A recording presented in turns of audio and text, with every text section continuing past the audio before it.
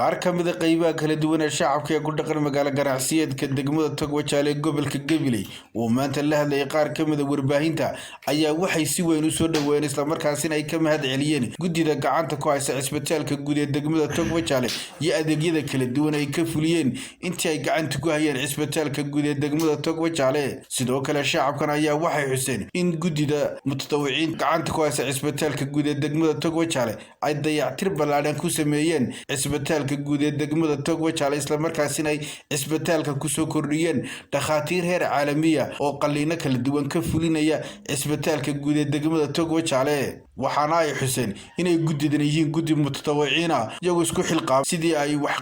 uga qaban lahaayeen isbitaalka guud ee degmada Togwajaale gudiga gacanta ku haya isbitaalka guud ee magaalada Togwajaale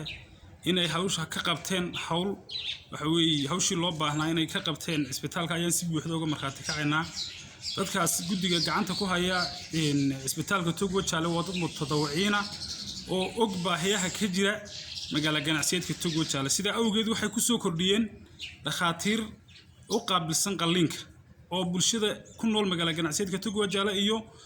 daafaha kala dunida kaga imanaya wax uga qabta hay shacabkii ku nool magaalo ganacsiyeedka Togwajaale si buuxda oo mug iyo miisaan leh ayaanu taageernaa gudiga gacanta ku haya isbitaalka guud ee magaalada Togwajaale gudigaasi waa gudi iskood isku xilqaamay oo wax ka qabtay baahiyihii guud ee isbitaalka magaalo ganacsiyeedka Togwajaale sida awgeed waxaan leenahay haddaan nahay shacabkii magaalada Togwajaale waad mahadsantihiin anagoo dadka ku nool magaalada Togwajaale ganacsatada waxaan aad ugu mahadcelinaynaa aad ugu soo dhaweynaynaa gudida isbitaalka gacanta ku haysa intii dambe oo intii ay gacanta ku hayeen waxyaabo badan aad kaga bedelaan isbitaalka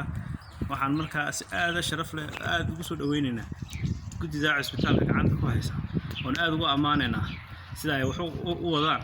aad baan ugu taageersanaa soo dhaweynaa intii iminka ay isbitaalka maamul gacanta ku hayeen waxay soo kordhiyeen dhakhaatiir aad fiican bay aad u keeneen oo dadkii daas fiican ugu shaqeynaysa dawooyinkii ay soo kordhiyeen adu waxyaabo badan baa dhakhtarkiisa ka bedelay dhakhtar waxa lagu yaqaano uu qabto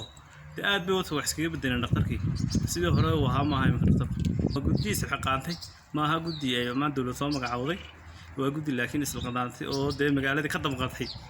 iyadoo magaaladii dhakhtar weyn oo qurux badan loo sameeyay haddana hadii wax lagu qaban karo waayo dadkii lagu daweyn karo waayo soo dhibaato ma marka aad baan soo dadka wax garadka magaalada Togwajaale deegaanka waxaan ku hadlaynaa isbitaalkii baaba'ay ee ku duldumay gudidii hore waxa aanu maanta gudiga loo magacaabay ee maanta tayada leh ee gudiga maanta jooga dhakhtarka isbitaalkii way nuuriyeen aad iyo aad bay uga shaqeeyeen nadaafadiisa saaka soo buuqday waan yaabay waxaan ugu tagay dhakhaatiir qalliin oo joogtay isbitaalka maanta wuxuu la taabagelayaa isbitaalada waddanka ka jira Hargeysa Berberiya Barco waxa yimid dhakhaatiir qalliina oo dadka halkan ku qalaya isbitaalkii sidoo u shaqeynaya nadaafadiisa iyo sida loo hagaajiyay iyo sida loo maamulay aad iyo aad baan ugu mahadnaqaynaa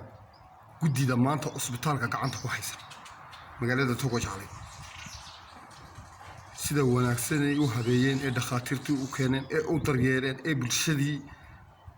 qiimo dhimis ugu sameeyeen ee sida loogu shaqeynayay adiyaabayso ee umulusadii ay ka dhigeen bilaashka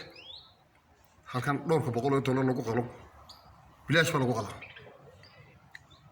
maanta magaalada Togwajaale waxaan leeyahay deegaanka Togwajaale waxaan u soo jeedinaynaa inay dhakhtarka ama qalliin ha noqoto ama gabar la qalay ha noqoto ama umulsa ha noqotay ay tagaan dhakhtarka Khadar Cabdi Cabdillaahi